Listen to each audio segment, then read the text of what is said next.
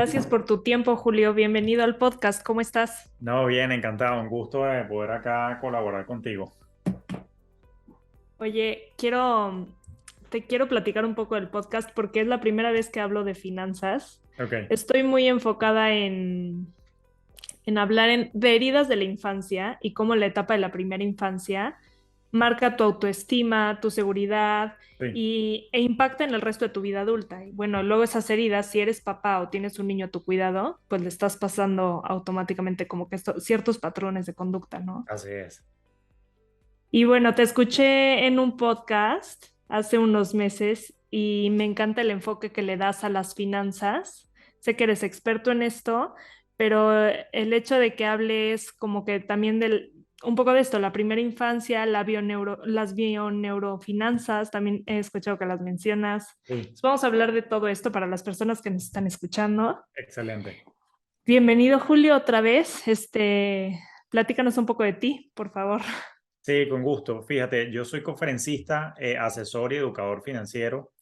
Básicamente ya con 17 años de experiencia en la industria y me enfoco en manejar las finanzas desde una perspectiva un poco más humana, un poco más holística y desde la visión, como digo yo, de las bioneurofinanzas, que básicamente busca alcanzar la coherencia entre la emoción, la razón y la acción financiera, ¿no? Somos seres netamente emocionales como personas y al final del día las finanzas son más que números y justamente por eso le doy ese toque desde la perspectiva emocional y desde la perspectiva psicológica, ¿no? Eso lo comparto mucho a través de mis redes sociales, mi cuenta en Instagram, Julio Finance, también a través de mi propio podcast, Despierta tus finanzas, que justamente busca el despertar de esa conciencia y sanación de la relación con el dinero que es muy importante para las personas para poder llevar orden en sus finanzas personales y de negocios también.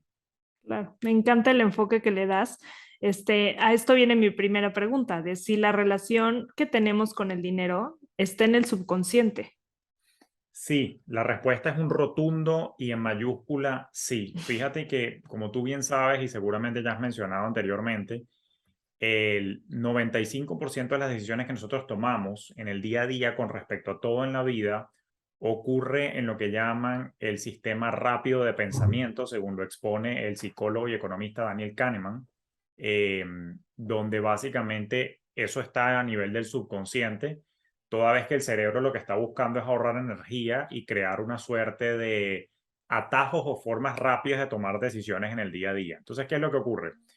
Que nosotros desde pequeños, como tú ya bien lo has dicho, sobre todo en la primera infancia, los 0 a los 7 años, empieza todo un tema de programación mental. Venimos con unas esponjitas a absorber el conocimiento de nuestro entorno y a repetir los patrones que vemos. Y de alguna manera eso va creando entonces una programación mental con respecto a todos los ámbitos de la vida, pero en particular también empieza a ocurrir una programación mental con respecto al dinero, qué pienso del dinero, cómo me siento con el dinero, y todo viene evidentemente influenciado por lo que dicen, hacen nuestros padres en casa y de esa manera eso se va condicionando. Entonces, claro, cuando llegamos ya a la vida adulta, tenemos toda esa programación en el subconsciente que de una u otra forma genera lo que se denomina una relación con el dinero en particular, ¿no? Y hay una serie de arquetipos y esas cosas de cómo somos cada uno de nosotros con el dinero.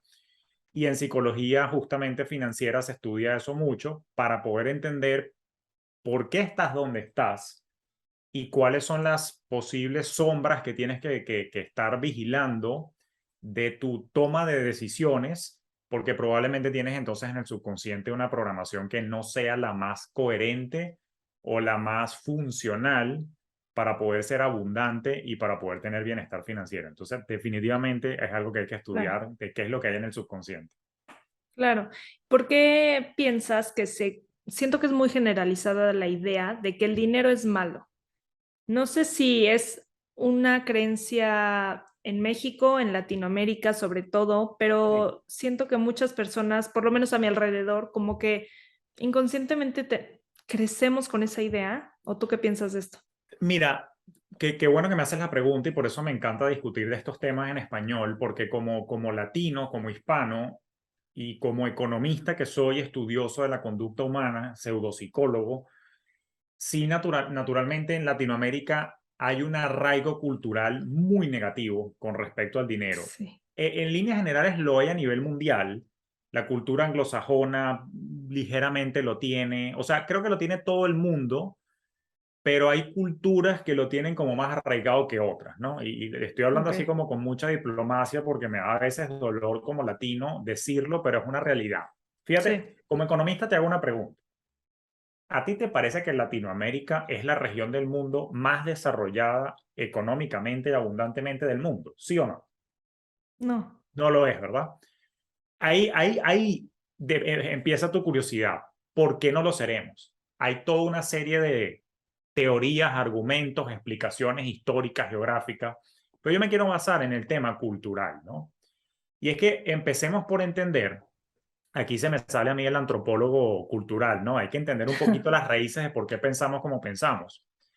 Pero empecemos por entender cómo fue nuestro proceso de desarrollo como sociedad y como región. Empecemos por entender que fuimos conquistados de alguna manera por la madre patria España, ¿ok? Quienes, y por favor no se ofendan, entendamos esto con cabeza fría, España tampoco es el país más desarrollado de la Unión Europea. Italia tampoco es el país más desarrollado de la Unión Europea. Y Grecia tampoco es un país muy desarrollado en comparación con otros. ¿Y por qué te menciono España, Italia y Grecia? Porque somos latinos, venimos de ahí. Entonces, ahí hay un asunto cultural con respecto a la administración de las riquezas y de la abundancia que ya datan desde hace miles de años de cómo esas culturas se comportaban y eso lo heredamos nosotros. Entonces después fuimos conquistados por España, que de por sí, a diferencia de otros procesos de conquista, como por ejemplo el proceso anglosajón, los británicos conquistando el norte de América, el español fue explotador. ¿Ok? Entonces, en ese sentido, la cultura latina viene de la explotación de recursos, no de la administración y multiplicación. O sea, yo veo la Ok. oportunidad de hacer dinero, la exploto, pero no pienso a largo plazo, sino que pienso en explotar, explotar, explotar, que fue la manera como ocurrió el proceso de conquista de México hacia abajo desde la perspectiva española. Ahora, esto te va a parecer muy loco, pero está estudiado. Existe una cultura genética. Los traumas emocionales, las conductas y las maneras de ser y de repente un poquito el carácter que tenemos, eso también tiene un componente hereditario. Recuérdate que en Latinoamérica nosotros somos una mezcla, un mestizaje, ¿ok? Incas, mayas y aztecas y cualquier cantidad de otras tribus indígenas que fueron mezcladas con los españoles y con los esclavos. Vete desde la perspectiva indígena. ¿Qué nos pasó como indios a nosotros en Latinoamérica? Vino alguien y nos cayó a plomo a tiros por quitarnos el oro. Nos dieron espejitos y si no estábamos de acuerdo, nos mataban. Entonces, a punta de metal y balas, nos quitaban o sea, la riqueza maya y azteca. O sea, te podrás imaginar las pirámides, el Claro. oro, la cosa. Entonces, tú dirás qué loco esto, pero desde 1500 para acá, ¿ok? Evidentemente también, como latinos, tenemos un trauma de que la riqueza es igual a me va a pasar algo, me la van a robar, me la van a quitar porque alguien va a venir y me va a hacer daño para quitarme eso. Ahora, si tú haces un fast forward, porque si no pasaríamos 4 horas aquí hablando, y si tú adelantas la película a la era moderna de Latinoamérica, sin ánimos de ponerme muy polémico, pero evalúa la dinámica sociopolítica de todos nuestros países, la izquierda, la derecha, ganan, vamos arriba, adelantamos, nos retrocedemos. Eso hace que en la cultura urbana también haya una percepción de que el dinero es corrupto. No, el que tiene dinero es porque tenía un cargo político y robó. Yo, por ejemplo, lo estoy viviendo de un proceso de 24 años de deterioro de mi país natal, Venezuela, donde hoy por hoy, a la fecha de esta conversación contigo, quien tiene dinero, por lo general, en Venezuela se le dice enchufado, como que estar enchufado a la corriente, pero es enchufado al gobierno. Entonces en Ok. Venezuela se dice, no, el que tiene dinero es un enchufado. Y recientemente estuve en Chile y también hay una percepción similar de enchufe, ¿ok? De que el que tiene dinero es porque algo está haciendo con el gobierno y eso hace que el dinero en la cultura popular agarre una acepción un poquito sucia, un Claro. poquito mala vida, Mal vista. Ujú. mal vista. Entonces, uno crece con eso y uno crece escuchando a sus padres, quizás haciendo algún comentario de no sé quién tiene un carro nuevo porque tal cosa, o si no a tus padres, a alguien escuchas y esa conversación la repiten los niños. Entonces, fíjate que empecé por todo el proceso externo sociocultural, pero cuando te vas a lo micro, estas conversaciones se están teniendo en casa. Entonces, claro, normalmente de ahí es donde salen las frases: el dinero no crece en los árboles, el dinero es sucio, el dinero es corrupto, el dinero es cochino, como dicen en criollo en mi tierra, y toda una suerte de creencias que vienen moldeadas por temas religiosos, temas sociales, temas políticos, que hacen que nuestra región lamentablemente tenga una conexión negativa con el dinero y la abundancia, y no en vano, vuelvo a la pregunta que te hice. Esa es una de las tantas razones por las que tú tienes que preguntar qué pasó en Latinoamérica, que no somos los más desarrollados, teniendo tanta riqueza de recursos naturales, teniendo tanta riqueza turística, teniendo tanta riqueza cultural, porque cada uno de nuestros países son bellísimos, cada quien con su arte culinario, con su arte folclórico. ¿Y qué pasó que no somos un atractivo tan fuerte en el mundo? Bueno, ahí hay unos temas de creencias y de merecimientos graves que están implantados en el subconsciente colectivo, en la cultura latina, y la única manera de mejorar esto es con espacios como este que tú estás proponiendo de reflexión, para que despertemos como hispanos y nos digamos, oye, es verdad, hay algo que hay que trabajar. Por lo menos que te despierte la curiosidad de que hay algo en nosotros que hay que cambiar para poder Claro. ser más prósperos como cultura. E incluso el miedo al dinero, ¿no? Porque también ahorita que lo mencionas, haber crecido, y hablo por mi experiencia propia, un poco sí con este miedo de cuídalo porque se acaba, entonces cuida el dinero y junta, y bueno, ahorita tienes un poco, pero entonces aprovecha, ¿no? Sí, eso pasa mucho, correcto. Y fíjate que dijiste una frase muy importante. Tú dijiste, cuídalo porque es poco el dinero. Y es justamente donde está esa creencia que entonces como que el dinero es finito. Y fíjate una cosa, y se me sale el profesor de economía acá. El dinero, técnicamente hablando, no es finito, es infinito, porque el dinero fue una creación del hombre y hay una maquinita de un gobierno Que lo hace. imprimiendo los pesos, imprimiendo los dólares, imprimiendo los bolívares, imprimiendo el yen, el yuan. Entonces, al final del día, en verdad es infinito y está circulando, pero nosotros, con criterio de escasez, tenemos mucho miedo al perderlo, también por un tema biológico que al cerebro no le gusta perder, pero hay una combinación de miedos con malas creencias que no nos han permitido como cultura, en promedio, no nos han permitido conectar mejor con eso, y es lo que, bueno, lo que tú y yo venimos a proponer, de que Exacto. actualicemos para mejorar esta relación. Claro, hace rato mencionaste la psicología financiera, que es un término que ahorita quiero que indaguemos un poco, porque en mi experiencia personal me he dado cuenta de lo que genera, bueno, y ahorita con el celular que compras todo así sean las 3 de la mañana o las 2 de la tarde, como que la recompensa automática que te da, o meterte a Amazon y tener algo en tu puerta en menos de 24 horas, ¿no? Entonces, ¿qué tiene que ver? Por un lado, la psicología financiera cuando gastas, pero siento que las empresas y el marketing, por supuesto que saben de psicología financiera también, porque así manejan al usuario, ¿no? Tienes toda la razón. ¿Qué es lo que ocurre? Fíjate que este autor que yo te cité, que es psicólogo y economista, premio Nobel de Economía justamente por sus estudios en cómo tomamos decisiones económicas y financieras, Daniel Kahneman, él justamente habla de que existen estos dos sistemas de pensamiento: un sistema rápido, semiautomatizado y precondicionado, que es el subconsciente, y un sistema un poco más lento, más pensado, más con el neocórtex, ¿ok?, del cerebro, que es el sistema consciente. La mayoría de las decisiones que tomamos, como el cerebro quiere ahorrar energía y la mente, que es el software, entonces necesita de energía para poder pensar, en su búsqueda de ahorro de energía quiere tomar decisiones rápidas. Y esas decisiones rápidas empiezan a crear una suerte de, vamos a llamarlo tendencias, vamos a llamarlo patrones. El término psicológico es sesgos cognitivos. ¿Ok? Okay. Por ejemplo, ya tu cerebro sabe si le gusta o no el color azul. ¿Ok?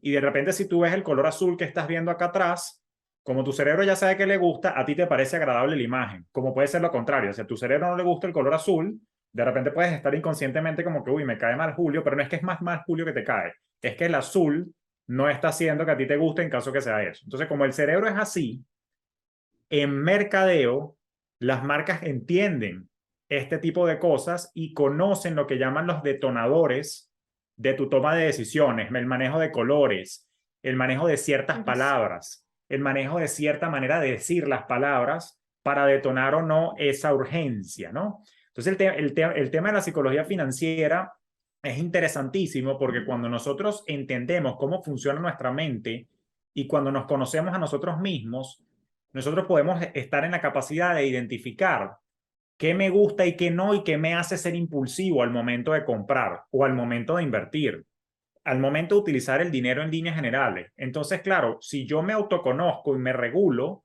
probablemente, por cierto, me hago menos vulnerable a la impulsividad que me quieren sembrar las marcas, ¿no? Cuando tratan de Claro. convencerme con unos argumentos persuasivos, es porque me están utilizando argumentos de psicología persuasiva justamente para que yo haga la venta. Ahora, entre estos sesgos y entre estas distorsiones al momento de tomar decisiones y pensar en economía y finanzas, está uno que tú mencionas, que es el tema de la gratificación instantánea, ¿ok? Que es el que tú mencionas. Sí. Y es que justamente vivimos en un mundo tan acelerado, donde tú compras en Amazon y ya tienes algo en 2, 3 días en tu casa, inclusive aquí en Estados Unidos, tú puedes ordenar y ya tienes cosas a veces que te llegan en 3 horas. Claro. Tú puedes hacer un mercado y te llega en par de horas. Inclusive te puedes meter los que están solteros y solteras, en una aplicación de citas y con deslizar a la izquierda a la derecha, haces match con alguien. Exacto. Entonces, vivimos en un mundo digitalizado y acelerado que ha fomentado el que disminuzca nuestra capacidad de ser pacientes y querer todo rápido. Pero eso, desde una perspectiva financiera y desde la perspectiva de psicología financiera, es dañino, es perjudicial, porque la construcción de riqueza, la construcción de patrimonio, o vamos a irnos a algo más sencillo, no tanto la acumulación de dinero, el que tú puedas desarrollar una habilidad para poder monetizarla y cobrarla, no ocurre de la noche a la mañana. Supongamos que tú me dices, Julio, yo quiero dar clases de piano. Y te pregunto, ¿sabes tocar piano? No. Ok, entonces primero tienes que tocar piano tú para después poder enseñar. No hay una gratificación instantánea. Entonces, eso nos Claro. hace muy vulnerables a que tengamos la Perder falsa el interés. expectativa, ¿sí, no? De que las cosas pasen rápido. Entonces, por eso es que estafan a la gente. Cuando viene un estafador y te dice, dame $1,000 que te los voy a convertir en $3,000 en 5 días, tu anhelo por gratificación instantánea te hace psicológicamente creer que eso es posible y querer que eso sea posible cuando sabemos que no lo es. Pero por eso a la gente las estafa. Fíjate qué interesante. Por eso es que todos tenemos que aprender de psicología financiera, Sí. porque entonces tú también ya puedes desarmar a un posible estafador. Mira, no, no es posible que tú multipliques $1,000 por 3 en 3 días. No existe. Eso no es posible en los mercados financieros. Eso no es posible con las criptomonedas. No existe un negocio que triplique el dinero en 3 días. Pero cuando tú desconoces tus patrones psicológicos y de paso desconoces de finanzas básicas, tú quieres creer que sí es posible y caes en la estafa. ¿Por qué? Claro. Porque quieres todo rápido por la gratificación instantánea que tú mencionas. Entonces, este campo es fascinante y es importante que todos los hispanos aprendamos porque podemos conectar mejor con el dinero y también el segundo beneficio, nos hacemos menos vulnerables a estas situaciones de personas malavidas que quieren, digamos, aprovecharse de nuestra ingenuidad.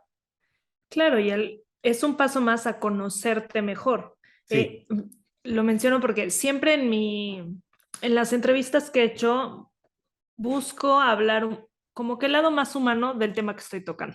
sí, Como que siempre le llegas a una persona porque pues todos somos humanos, hagas lo que hagas, tengas lo que tengas, ¿no? Y el conocerte a ti es lo que más impacta a las personas a tu alrededor. Yo lo enfoco mucho a tus hijos, pues qué ejemplo le estás dando, en qué te estás convirtiendo, ¿no?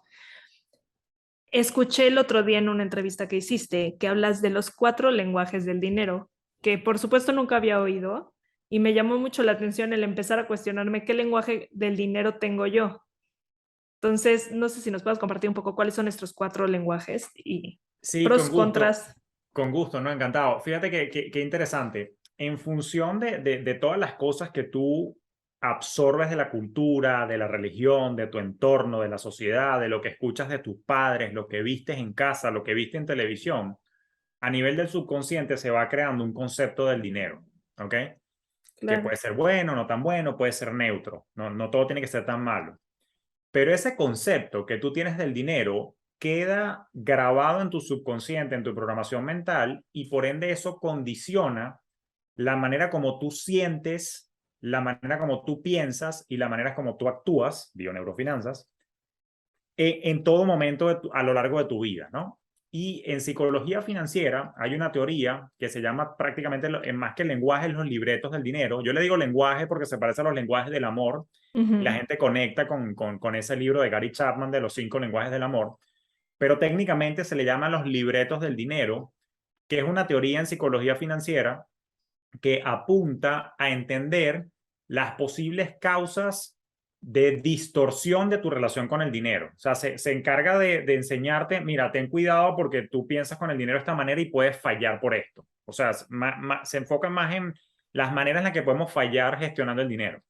Y en Ok. teoría de psicología financiera, entonces se explica que hay 4 libretos del dinero: la evasión, la adoración, la búsqueda de estatus y la vigilancia. Repito, adoración, perdón, evasión, Evasión. adoración, búsqueda de estatus y vigilancia. Entonces, en alguna medida, en función de nuestra crianza, la infancia temprana, lo que yo vi, lo que yo viví, todo eso, yo puedo tener características de algunos de estos libretos del dinero, pero por lo general tengo más marcado uno o dos de los libretos y los explico rapidito. La evasión son las personas que, como su nombre lo indica, evaden el dinero y evaden hablar de finanzas.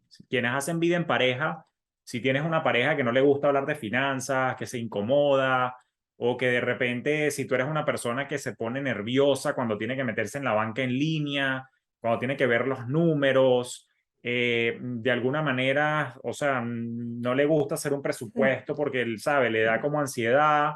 Ahí ya tú empiezas a ver unas características de la persona evasora. Pero lo que está ocurriendo es que muy en el subconsciente está grabada la idea de que el dinero es malo, que el dinero corrompe, que el dinero tiene una connotación generalmente negativa, y la persona entonces inconscientemente trata de rechazar todos esos temas y evade por completo la conversación, y inclusive a veces hasta tomar las riendas de su vida financiera. Es muy típico, yo lo veo mucho en vida en vida en pareja, cuando una de las personas dice, no, no, no, la que sabe de números es ella, o el que sabe de números es él, y él se encarga de todo. Yo eso no lo veo, ahí hay una Claro. evasión. Claro. Entonces, esa persona está desconectada de las finanzas y del dinero, y por supuesto hay un trabajo que tiene que hacer. Ahora, existe el polo opuesto, que es el segundo libreto, que es la adoración. Son las personas que más bien tienen un, vamos a llamar, exceso de amor por el dinero. Son las personas que piensan que definitivamente el dinero compra la felicidad y que el dinero es la solución a todos los males, y se obsesionan un poquito por la producción de dinero. Son típicos las personas que trabajan, ¿sabes?, sin parar, Ujú. lo que llaman los workaholics, que tienen que estar Claro. produciendo, todo se resuelve con dinero, tengo que hacer más dinero, más, más, y están en una persecución constante por hacer más dinero que luce hasta insaciable. O sea, tú nunca sabes hasta dónde es suficiente para ellos, siempre quieren más y más. Y naturalmente, entonces tienen esa obsesión amorosa que es más bien el polo opuesto al evasor, ¿no? Eh, el tercer grupo es un grupo que se parece un poquito al adorador, con la única diferencia de que el buscador de estatus, como su nombre lo indica, tiene muy en el subconsciente que trabajar un tema de autoestima. Y de alguna manera, como vivimos en una sociedad monetizada, las personas del grupo buscador de estatus en este libreto son personas que asocian su valor personal como ser humano, ¿ok? Su Lo que tiene. autoestima está atada a la cantidad de dinero que tienes. Entonces Ok. son personas que típicamente les gusta utilizar marcas reconocidas y lujosas.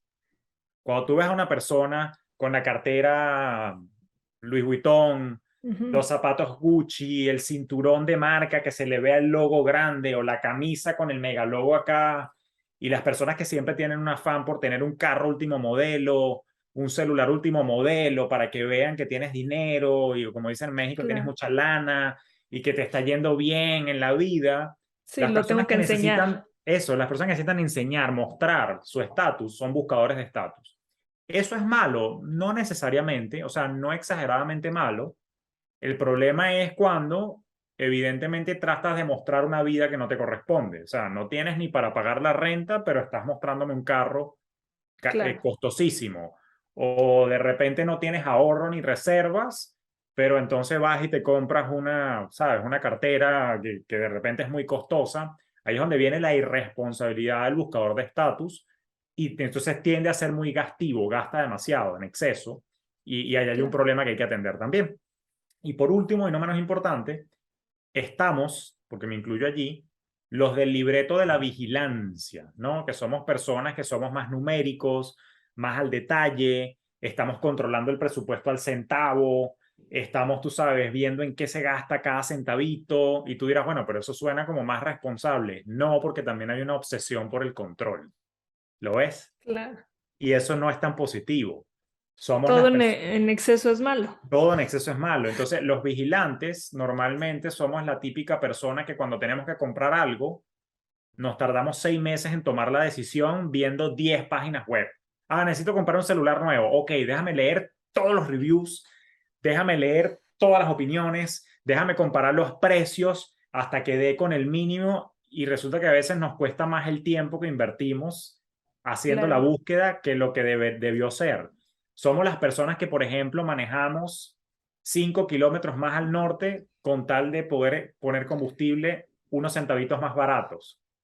O sea, exacto. somos hasta un poco tacaños hasta cierto punto con el gastar y la vigilancia hace que procuremos, si es posible, procuramos ahorrar y no nos gusta gastar mucho porque hay que guardar el dinero. O sea, somos obsesivos con el ahorro, pero eso está mal porque todo requiere de un balance. Entonces conectamos muy poco con el disfrute, ¿entiendes? Ocurren ese Claro. tipo de cosas. Entonces, bueno, al final del día puede que tengamos una pizca de cada uno de estos libretos, pero por lo general solemos tener la tendencia hacia uno o máximo dos más marcados, que es lo que entonces de alguna manera evidentemente implica mucho más detalles de lo que pude contar en este breve espacio, pero cuando pasas por ese proceso de autoconocimiento y por ejemplo yo que ya yo sé que soy vigilante, ya yo sé que tengo que aprender a soltar un poco más, ya yo sé que tengo que ser menos rígido en mis decisiones, no me tengo que tomar 6 meses para tomar una decisión de compra,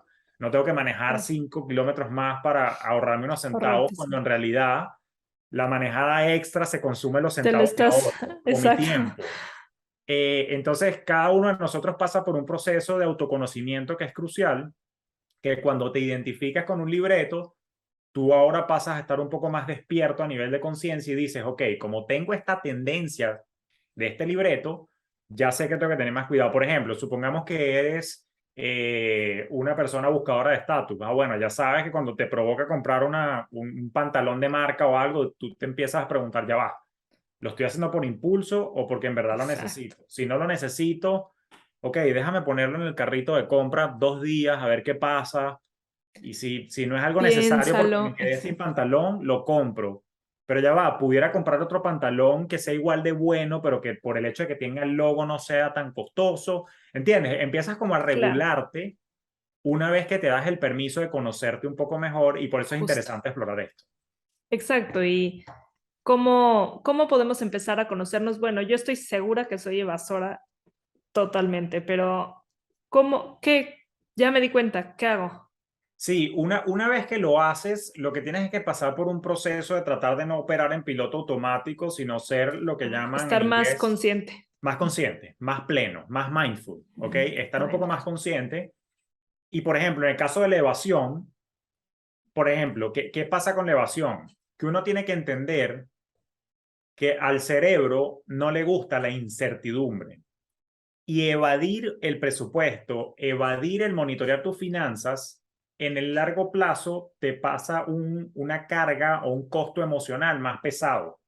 Porque en el fondo de tu subconsciente está diciendo, no sé cuánto dinero tengo, no sé si tengo para la semana que viene, no sé si me va a alcanzar. Tú no capaz no lo sientes a nivel consciente, pero a nivel Ujú. subconsciente está ocurriendo y eso hace que el cerebro luego mande la señal, empiezas a liberar cortisol, te estresas. Entonces, tienes que entender que para poder tener bienestar emocional, y por eso hay que hablar de las bioneurofinanzas, tienes que pasar por un proceso de confrontar la situación. Entonces, cuando te ves que dices, uy, tengo ya un mes que no reviso mis cifras, respiras profundo, autoconsciente y dices, déjame sentarme a revisar cómo están mis finanzas y déjame crear el hábito, déjame por lo menos agendar en mi calendario 1 hora a la semana, los lunes, los martes, los domingos, cuando te provoque, para con conciencia sentarme a evaluar esto. Y te vas a dar cuenta que a medida que lo empiezas a hacer, en el largo plazo tiene beneficios emocionales porque estás más calmada, estás Claro. más ubicada, tienes más claridad, pero también ahora empiezas a ganar la habilidad, porque si tu evasión respondía a que tú dices que tú eres malas con los números, pues la práctica es el maestro. En la medida que tú vas todas las semanas trabajando un tantito la habilidad, Claro. llega un momento que te tardas 10 minutos en actualizar, 15 minutos en analizar y dices, uy, ya no necesito 1 hora para revisar mis finanzas, basta con 30 minutos. Eventualmente eso ocurre. Pero todo parte del operar desde la conciencia y operar Justo. desde la plena atención de, ok, déjame tener cuidado de que no me haga daño lo que está en mi subconsciente y tratar también de pasar por un proceso de reprogramación. Claro, salirte del modo reacción Se edita es el lo modo reacción. fácil, Correcto, correcto. ¿no? Eso es importante.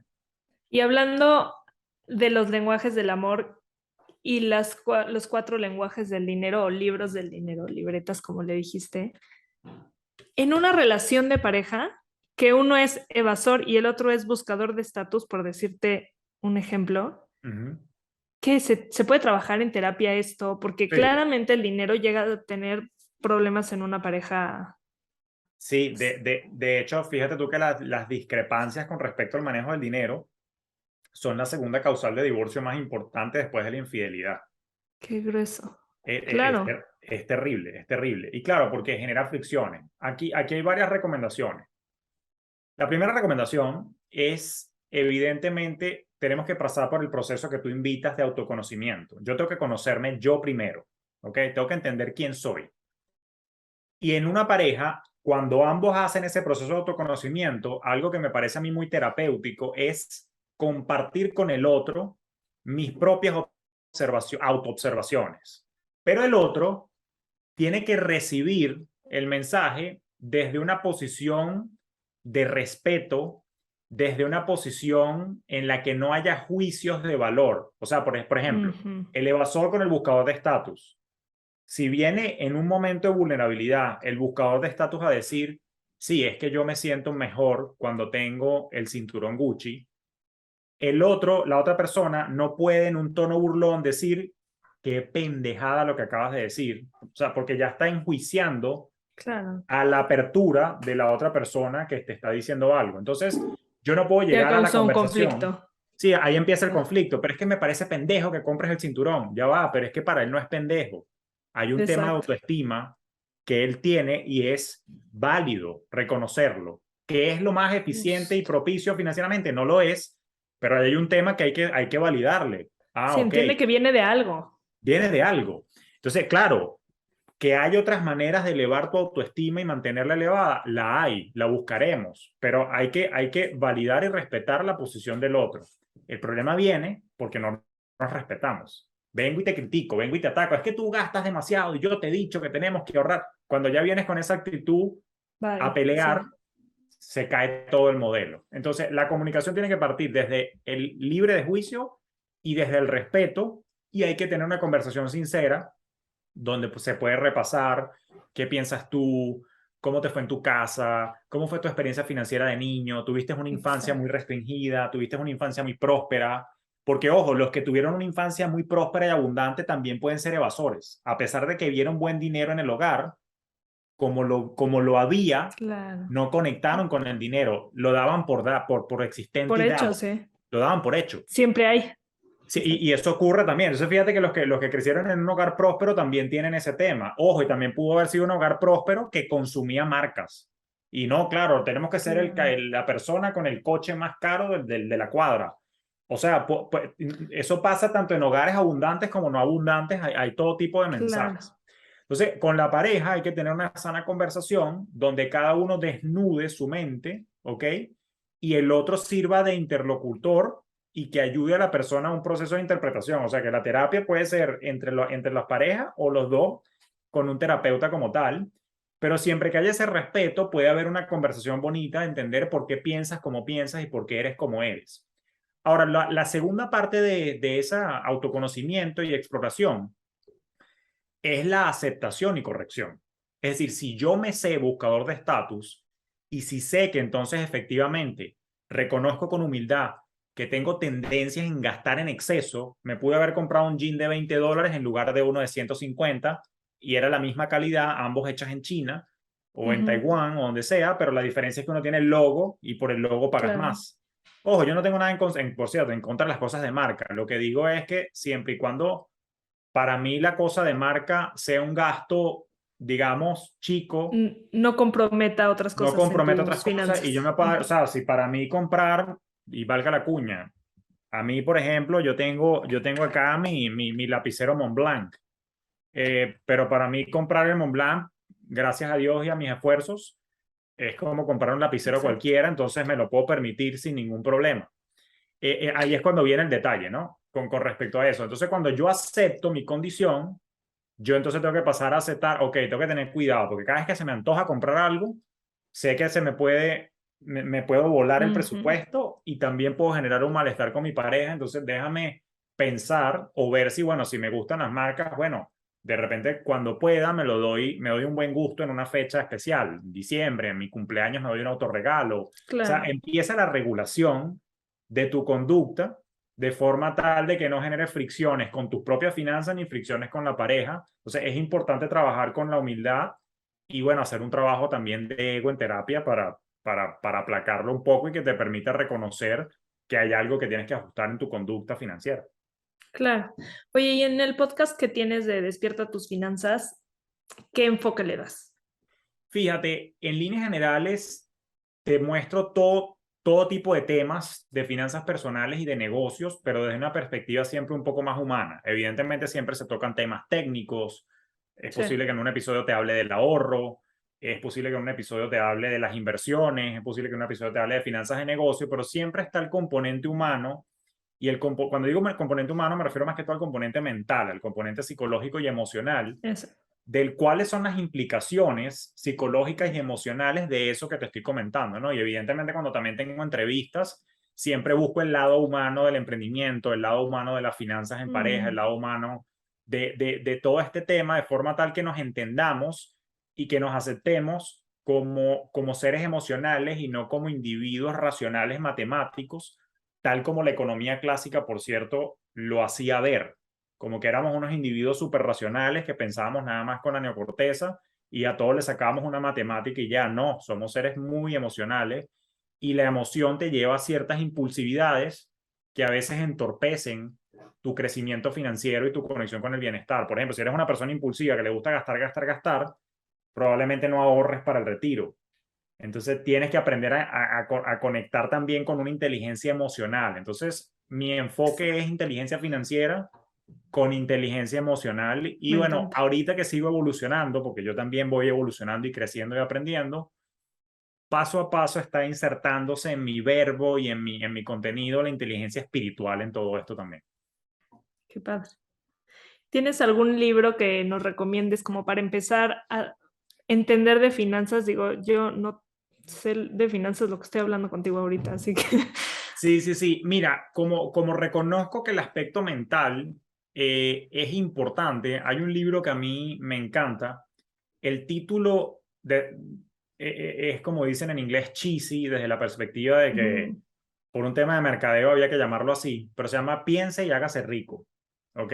Ah, De ok, Napoleon sí. Hill. Evidentemente con pensar nada más no te haces rico, o sea, tienes que Usar el actuar, cerebro. tienes que hacer, Sí. ejecutar. Pero lo que me encanta del libro es que a mí me parece que es un libro de cabecera porque tiene múltiples capítulos que desde ciertas anécdotas te enseña a razonar ciertos aspectos de la vida o cierta manera de ver las cosas, particularmente desde la óptica económica y financiera, que probablemente si tú te lees el libro hoy completo, probablemente un par de capítulos son los que resuenan con ese momento de vida.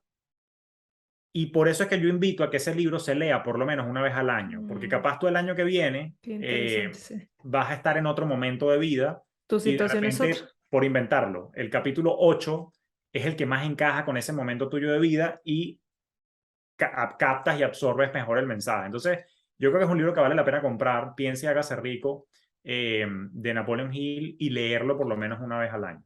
Buenísimo. Sí, sí. Pues Julio, te agradezco muchísimo tu tiempo otra vez. Qué interesante plática. Definitivamente hay mucho que aprender de esto. Totalmente, no, totalmente. Es un mundo súper fascinante, pero la invitación es al despertar de la conciencia, la invitación es a que partamos del autoconocimiento para poder entender nuestra mente y tomar mejores decisiones financieras y económicas, pero también esto aplica para el bienestar integral. O sea, tú también tienes que conocer tu cuerpo. Por ejemplo, yo acabo de pasar por un proceso de autoconocimiento de mi cuerpo para entender a qué alimentos soy alérgico y a cuál no. Cuando ya yo conozco esa información, ya yo sé qué alimentos no consumir porque me van a caer mal.